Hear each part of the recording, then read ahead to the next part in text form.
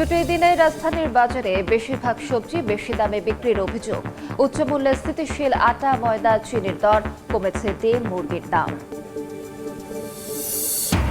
রপ্তানি পণ্য বহুমুখীকরণে পথ দেখাচ্ছে কাঁকড়া।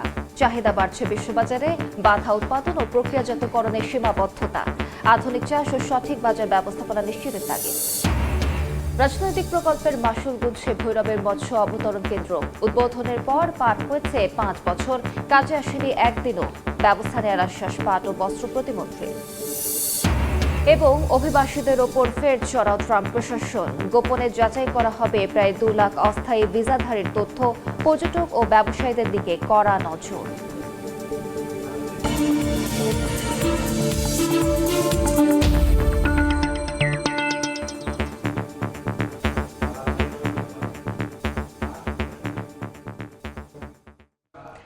দেখছিলেন শিরোনাম। আমন্ত্রণ জানাচ্ছি দেশ ও দেশের বাইরের অর্থ বাণিজ্যের নানা খবর নিয়ে আমাদের নিয়মিত আয়োজন এ সময়ের বাণিজ্যে। আপনাদের সঙ্গে আছি আমি আলিশা ইসলাম।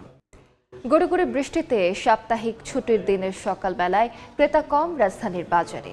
অবশ্য বেশিরভাগ সবজির দাম স্থিতিশীল রয়েছে, কমেছে ডিম ও মুরগির দাম।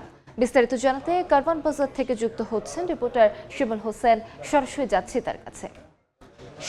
সকাল থেকেই গুড়ি গুড়ি বৃষ্টি আর গুমোট আবহাওয়ায় প্রায় ক্রেতা শূন্য কারওয়ান বাজার। দোকানিরা বলছেন যে এই বৈরী আবহাওয়ার প্রভাবে ক্রেতাদের উপস্থিতি একেবারেই কম লক্ষ্য করা যাচ্ছে। তবে সবজির বাজার স্থিতিশীল রয়েছে। শুরুতেই যদি মরিচের দাম দিয়ে শুরু করি, কাঁচা মরিচের দাম গত সপ্তাহের তুলনায় কিছুটা কমে এসেছে। এই সপ্তাহে 20 টাকা কমে কাঁচা মরিচ বিক্রি হচ্ছে 80 থেকে 100 টাকা, এবং বেশিরভাগ সবজি 50 থেকে 60-এর ঘরে রয়েছে। কচু বিক্রি হচ্ছে 50 টাকা কেজিতে, ঢেঁড়স বিক্রি হচ্ছে 50 টাকা কেজিতে, এবং শসা বিক্রি হচ্ছে 60 টাকা কেজিতে। তাছাড়া করলা বিক্রি হচ্ছে 50 টাকা কেজিতে, এবং পেঁপে বিক্রি হচ্ছে 40 টাকা কেজিতে। তবে মাছের বাজারের কথা যদি বলি, যে মাছের বাজার গত সপ্তাহের মতোই এই সপ্তাহেও স্থিতিশীল রয়েছে। মুরগির দাম কিছুটা কমে এসেছে। গত সপ্তাহে আমরা পোলট্রি মুরগির দামে দেখেছিলাম বিক্রি হচ্ছিল প্রতি কেজি 190 টাকা কেজিতে, সেটা এই সপ্তাহে বিক্রি হচ্ছে 180 টাকা, এবং সোনালী মুরগি বিক্রি হচ্ছে 300 টাকা কেজিতে, আর লেয়ার মুরগি বিক্রি হচ্ছে 350 টাকা কেজিতে। তাছাড়া ডিমও ডজন প্রতি 10 টাকা করে কমে এসেছে। গত সপ্তাহে 1 ডজন ডিমের জন্য গুনতে হয়েছে 150 টাকা, লাল ডিমের জন্য গুনতে হয়েছে 150 টাকা। এই সপ্তাহে লাল ডিম 1 ডজন বিক্রি হচ্ছে 140 টাকা, এবং সাদা ডিম বিক্রি হচ্ছে 130 টাকা। তাছাড়া মুদি দোকানের কথা যদি বলি, মুদি জিনিসপত্রের দাম হচ্ছে তেল, আটা এবং চিনির দাম হচ্ছে উচ্চ মূল্যে এখনো পর্যন্ত স্থিতিশীল রয়েছে। তো এই ছিল কারওয়ান বাজার থেকে আমার কাছে সবশেষ। সরাসরি যুক্ত ছিলাম কারওয়ান বাজারে। দিনাজপুর, ঠাকুরগাঁও ও পঞ্চগড় জেলার সোয়ান গ্রুপের ডিলার, কর্মকর্তা ও প্রতিনিধিদের মতবিনিময় সভা অনুষ্ঠিত হয়েছে। এ উপলক্ষে বৃহস্পতিবার রংপুর চিকলি ওয়াটার পার্কের সম্মেলন কক্ষে অনুষ্ঠানের আয়োজন করা হয়। এ সময় কোম্পানির কর্মপরিকল্পনা তুলে ধরার পাশাপাশি সোয়ান গ্রুপের চেয়ারম্যান ও ব্যবস্থাপনা পরিচালক খবির উদ্দিন খান বলেন, সাফল্যের সংক্ষিপ্ত কোনো রাস্তা নেই। সততা আর কঠোর মেধাশ্রম থাকলেই ব্যবসায় সফল হওয়া সম্ভব। দেশের ব্যবসা খাতকে এগিয়ে নিতে সকলকে ঐক্যবদ্ধ হয়ে কাজ করার আহ্বান জানান তিনি। শুরু হলো global student entrepreneur awards GSEA বাংলাদেশের 11তম আসরের আবেদন। এ উপলক্ষে বৃহস্পতিবার রাজধানীর গুলশানে একটি হোটেলে সংবাদ সম্মেলনের আয়োজন করা হয়। জানানো হয়, ইও বাংলাদেশ গ্লোবাল স্টুডেন্ট এন্টারপ্রেনার অ্যাওয়ার্ডসের জন্য আবেদন করা যাবে আগামী 7 নভেম্বর পর্যন্ত। যেসব শিক্ষার্থী পূর্ণ কোর্স লোড সামলে ইতোমধ্যে ক্রেতা ও আয়সহ একটি ব্যবসা পরিচালনা করছেন, প্রতিযোগিতা কেবল তাদের জন্য। প্রথম স্থান দখলকারী 50,000 সহ সেরা 3 জন পাবেন মোট $1 লাখ। তৈরি পোশাকের ওপর নির্ভরতা কমিয়ে রফতানি বহুমুখীকরণে নতুন সম্ভাবনা দেখাচ্ছে কাঁকড়া। উপকূলীয় অঞ্চলে উৎপাদিত এই জলজ সম্পদের আন্তর্জাতিক বাজারে চাহিদা বাড়লেও উৎপাদন ও প্রক্রিয়াজাতকরণে সীমাবদ্ধতায় এখনও রয়েছে বেশ পিছিয়ে। সঠিক নীতি, আধুনিক চাষ পদ্ধতি আর বাজার ব্যবস্থাপনা নিশ্চিত করা গেলে বৈদেশিক মুদ্রা আয়ের বড় যোগানদাতা হতে পারে কাঁকড়া। বাংলাদেশের রফতানি আয় মূলত তৈরি পোশাক খাত নির্ভর। বৈদেশিক মুদ্রার সিংহভাগই আসে এ খাত থেকে। প্রতিযোগিতামূলক বিশ্ববাজারে টিকে থাকতে বাড়ছে একক পণ্যের ওপর নির্ভরতা কমানোর প্রয়োজনীয়তা। রপ্তানি বহুমুখীকরণের ক্ষেত্রে সম্ভাবনার নতুন দুয়ার খুলে দিচ্ছে উপকূলীয় অঞ্চলে উৎপাদিত কাঁকড়া।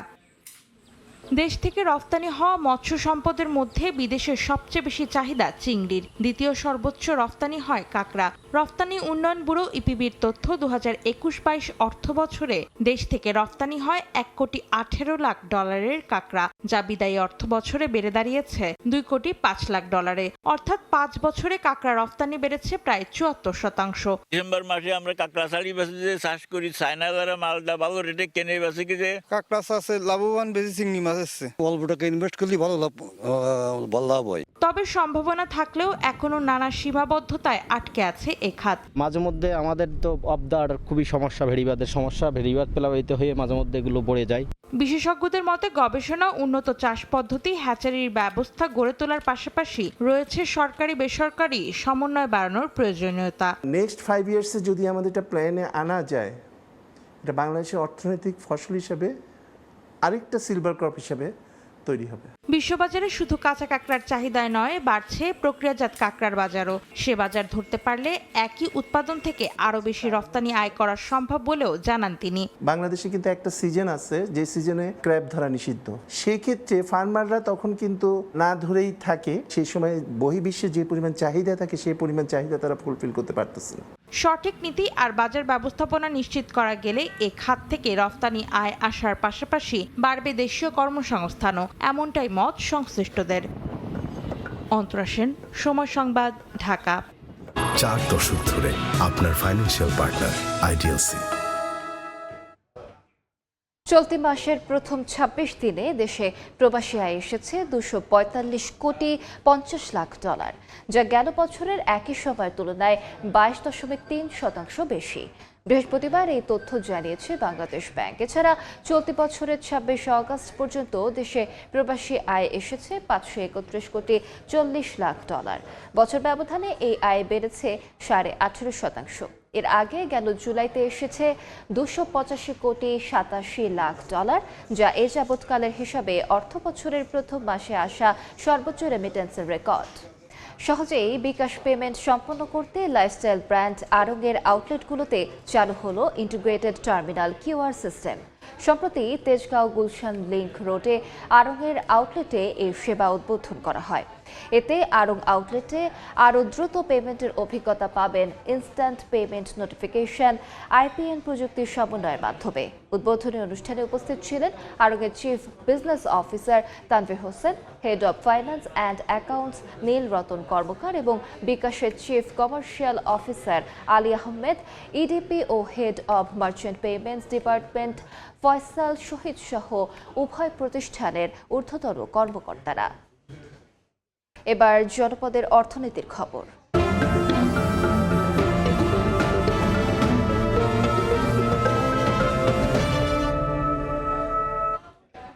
উদ্বোধনের 5 বছরেও কার্যক্রম শুরু হয়নি কিশোরগঞ্জের ভৈরব আধুনিক মৎস্য অবতরণ কেন্দ্রের। কারোর সঙ্গে আলোচনা না করে প্রকল্প তৈরি করায় সরকারি অর্থের অপচয় বলছেন ব্যবসায়ীরা। তবে সব অংশীজনদের সঙ্গে আলোচনা করে প্রয়োজনীয় ব্যবস্থা নেওয়ার আশ্বাস স্থানীয় সংসদ সদস্যের। মোহাম্মদ ফজলুর রহমানের পাঠানো তথ্য ও ছবি নিয়ে রিপোর্ট। নির্মাণ করা হচ্ছে পাকা অবকাঠামো, তবে পড়ে আছে পুরো ভবন, নেই কোনো কার্যক্রম। 2021 সালের 13 অক্টোবর কিশোরগঞ্জের ভৈরবের ফেরিঘাট এলাকায় উদ্বোধন করা হয় আধুনিক মৎস্য অবতরণ কেন্দ্র, কিন্তু গত 5 বছরও শুরু হয়নি এর কার্যক্রম। মৎস্য ব্যবসায়ীরা বলছেন, অল্প পরিসর ও মাছ সংরক্ষণের ব্যবস্থা না থাকার কারণে কোনো ব্যবসায়ী আগ্রহী হননি। আমাদের রাত্রিকালীন যে আরো কেন প্রচুর মাছ হয়, প্রচুর জায়গার দরকার পড়ে। এই জায়গা দিয়া এটা মেকআপ করতে পারবে না কোনো প্রাণী। 50 গাড়ি 70 গাড়ি মাছ আসে, কেন তো 10 গাড়ি মাছ ওই জায়গা লোবে না। এখানে কেমনে আমরা আসবো? অযথা পুরো লইছে, অত বড় বাচ্চা মনে কিন্তু 5টা লোক আর অযথা বেতন নিতে আসছে। সরকার এটা অন্য কিছু করুক যাতে মানুষে কাজ কাম করে খাইতে পারে। সম্প্রতি কেন্দ্রটি পরিদর্শন করেন পাট ও বস্ত্র প্রতিমন্ত্রী শরীফুল আলম। এ সময় তিনি জানান, আওয়ামী লীগ সরকারের অপরিকল্পিত প্রকল্পের মধ্যে এ কেন্দ্র একটি। এই প্রতিষ্ঠানে যেহেতু সরকারের অর্থ ব্যয় হয়েছে, মৎস্য ব্যবসায়ী যারা আছে ভৈরবের বিশিষ্ট ব্যক্তিবর্গ, গুণীজন, আমাদের সুরিমণ্ডলী সহ নেতৃবৃন্দ, প্রশাসন সবাইকে নিয়ে আমরা বসে এটাকে ব্যবহার করার চেষ্টা করি। ভৈরবে আধুনিক মৎস্য অবতরণ কেন্দ্রটি নির্মাণে ব্যয় হয় 20,79,40,000 টাকা। সময় সংবাদ, ভৈরব। সাপ্তাহিক ছুটির দিনে সমুদ্র সৈকতে ভিড় জমিয়েছেন নানা প্রান্ত থেকে আসা পর্যটকরা। বিস্তারিত জানাতে সৈকতের সুগন্ধা পয়েন্টে আছেন রিপোর্টার সুজাউদ্দিন রুবেল। সরাসরি যাচ্ছি তার কাছে। রুবেল, উত্তাল সাগর, চারদিকে মানুষ আর মানুষ। এইসব মানুষ সাগরের যে নোনা জল রয়েছে সেই নোনা জলে মেতে রয়েছেন। বিশেষ করে আজকে সাপ্তাহিক ছুটির দিন হওয়াতে বিপুল সংখ্যক পর্যটক দেশে দূর দূরান্ত থেকে ছুটে এসেছেন কক্সবাজার সমুদ্র সৈকতে, এবং সমুদ্র সৈকতে ছুটে এসে তারা যে আনন্দ উল্লাস সেটিতে মেতে রয়েছেন। শুধু সমুদ্র সৈকতের সুগন্ধা পয়েন্ট নয়, যদি হিসেব করতে হয় তাহলে সমুদ্র সৈকতের শৈবাল পয়েন্ট থেকে কলাতলি পয়েন্ট এবং সব জায়গায় কিন্তু সমুদ্রের তীর ঘেঁষে শুধু মানুষ আর মানুষ। এসব মানুষ কিন্তু তাদের যে আনন্দঘন মুহূর্তগুলো তারা উদযাপন করছেন। বিশেষ করে পরিবার পরিজন নিয়ে এসেছে, আবার অনেকে প্রিয়জনের সঙ্গে এসেছে। সবাই মিলে কিন্তু তাদের যে আনন্দঘন মুহূর্তগুলো তারা খুব আনন্দের সঙ্গে পার করছেন। তবে এই যে বিপুল সংখ্যক পর্যটকের চাপে কিন্তু কক্সবাজারে যে 5 শতাধিক হোটেল রয়েছে, রেস্টুরেন্ট রয়েছে এবং বিনোদনের স্পটগুলো রয়েছে, সেখানে বেশ চাঙ্গা ভাব ফিরেছে। এবং এই যে বিপুল সংখ্যক পর্যটক আসাতে তাদের যে কেনাকাটা বা তাদের যে আনুষঙ্গিক যে ঘোরাফেরা থেকে শুরু করে পর্যটনের সব খাতে যে চাঙ্গা ভাব ব্যবসার, সেটি কিন্তু পর্যটন ব্যবসায়ীরা বলছে। এই যে চাঙ্গা ভাব অব্যাহত রয়েছে সেটি আগামীতে আরও বাড়বে, যেহেতু আগামী 1 মাস পর কিন্তু পর্যটন মৌসুম শুরু হবে। সেই পর্যটন মৌসুমকে ঘিরে তারা ব্যবসার যে চাঙ্গা ভাব আরও বেশি হবে সেই প্রত্যাশায় রয়েছেন। তবে এই যে বিপুল সংখ্যক পর্যটক আসাতে তাদের নিরাপত্তায় কিন্তু আমরা লক্ষ্য করছি, যেহেতু সাগর উত্তাল রয়েছে, প্রতিটি পয়েন্টে লাল পতাকা টাঙানো হয়েছে, সেখানে বিপজ্জনক এলাকা দেওয়া হয়েছে। কিন্তু তারপরেও কিন্তু আমরা দেখছি পর্যটকরা সেই নিষেধাজ্ঞা উপেক্ষা করে কিন্তু সমুদ্র স্নানে নেমে পড়েছেন। এরই মধ্যে যদি এটি বলতে হয়, গত 26 অগাস্ট যে পর্যটক নিখোঁজ হয়েছিলেন সমুদ্র স্নানে, তাকে কিছুক্ষণ আগে তার মরদেহ সোনাদিয়া থেকে উদ্ধার করেছে এবং তার মরদেহ সোনাদিয়া থেকে কক্সবাজার নিয়ে আসা হবে এবং সেখান থেকে পরিবারের কাছে স্বজনদের নিকট হস্তান্তর করা হবে বলে জানিয়েছে প্রশাসন। তো এই ছিল আমার কাছে কক্সবাজার সৈকত থেকে সবশেষ। সরাসরি যুক্ত ছিলাম কক্সবাজারে। যুক্তরাষ্ট্রে থাকা প্রায় 2 লাখ অস্থায়ী ভিসাধারীর তথ্য গোপনে যাচাই করছে ট্রাম্প প্রশাসন। কেউ পর্যটন ও ব্যবসায়িক ভিসায় ঢুকে পরবর্তীতে স্থায়ীভাবে থেকে যাওয়ার চেষ্টা করছেন কিনা তা খতিয়ে দেখা হচ্ছে। ভিসা নিয়ে শক্ত অবস্থান নিয়েছে যুক্তরাষ্ট্র।